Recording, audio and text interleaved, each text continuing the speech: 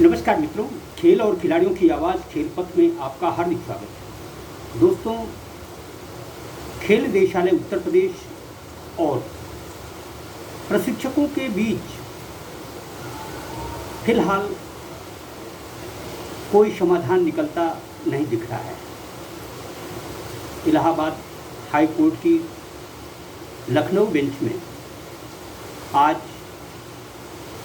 प्रशिक्षकों के मामले में सुनवाई होनी थी, लेकिन वह तारीख अगले महीने तक आगे बढ़ गई। इस तारीख के आगे बढ़ने से जहां खेल निदेशालय लखनऊ की पेशानियों में बल पड़ गया है, वहीं जो प्रशिक्षक आउटसोर्सिंग के माध्यम से भर्ती करने का सपना देख रहे थे, वह सपना भी चूर चूर होता दिख रहा है। दरअसल मार्च 2020 में खेल निदेशालय ने जो कोरोना संक्रमण के नाम पर 377 प्रशिक्षकों को सेवा से बेदखल किया था, उसका समाधान खेल निदेशालय सोचता था कि चुटकियां बजाते समाधान हो जाएगा, लेकिन इसके लिए उसने 2 निजी कंपनियों से अनुबंध भी किया, लेकिन इन कंपनियों ने खेल निदेशालय की इच्छा अनुरूप काम करने में न तो सफल हुई, न ही प्रशिक्षकों की आपूर्ति करने में सक्षम साबित हुई। खेल निदेशालय यदि चाहता तो इन कंपनियों के अनुबंध समाप्त कर देता और पूर्व की भांति प्रशिक्षकों की नियुक्ति प्रक्रिया को बहाल कर समस्या का समाधान निकाल सकता था। लेकिन खेल निदेशालय लखनऊ में बैठे एक अड़ियल अधिकारी ने प्रशिक्षकों को कहीं का नहीं छोड़ने का जो संकल्प लिया हुआ है, वही अब उसके गले की फांस बनता दिख रहा है। देखा जाए तो मार्च 2020 में जो 377 प्रशिक्षक निकाले गए थे, उनमें कुछ प्रशिक्षक ठेका प्रथा से नौकरी हासिल करने में सफल भी हुए हैं, लेकिन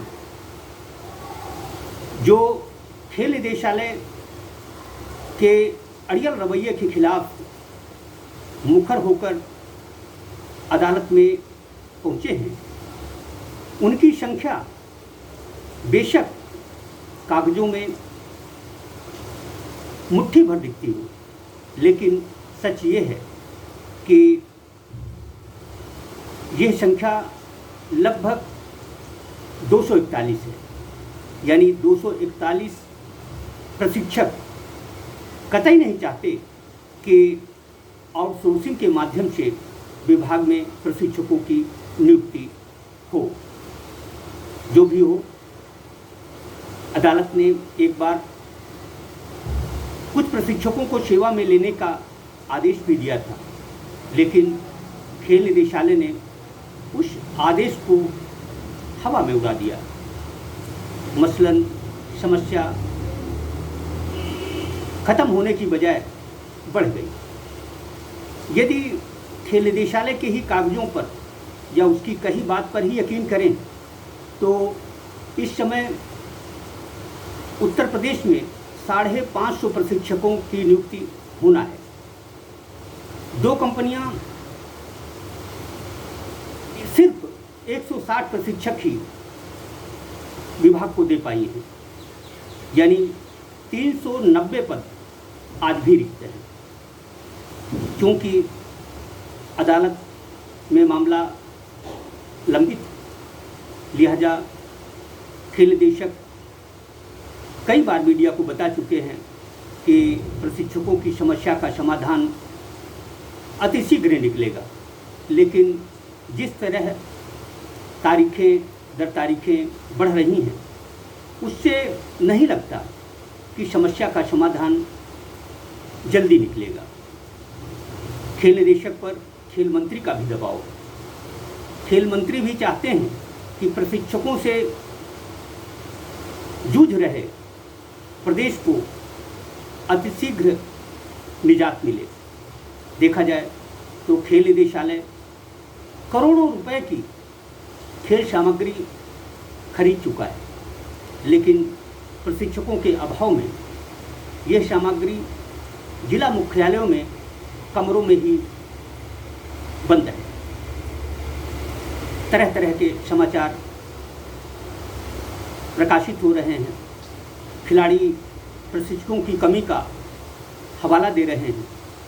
बावजूद खेल निदेशालय अपने अड़ियल रवैये को त्यागने को तैयार नहीं है। दरअसल ये मामला इतना बड़ा नहीं है जिसका समाधान आसानी से नहीं निकल सकता हो, लेकिन जब मामले को नाक का सवाल बना लिया जाए तो समस्या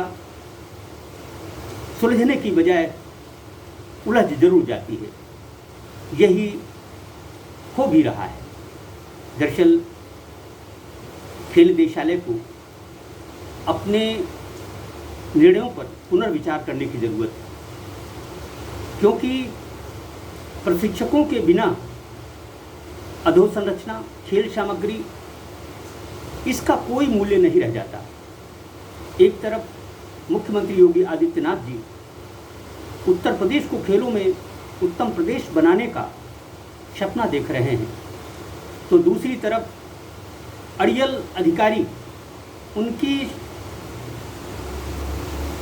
मंसूबे को नेस्त नाबूद कर रहे हैं, जो कि उचित नहीं है। दरअसल खेल अधिकारियों को ये बात पता होनी चाहिए कि प्रशिक्षकों के निखारने का काम, उनके कौशल को अच्छा करने का काम सिर्फ और सिर्फ प्रशिक्षक ही कर सकते हैं। दरअसल आउटसोर्सिंग के माध्यम से नियुक्त किए गए प्रशिक्षकों से विभाग को कोई आर्थिक लाभ नहीं है।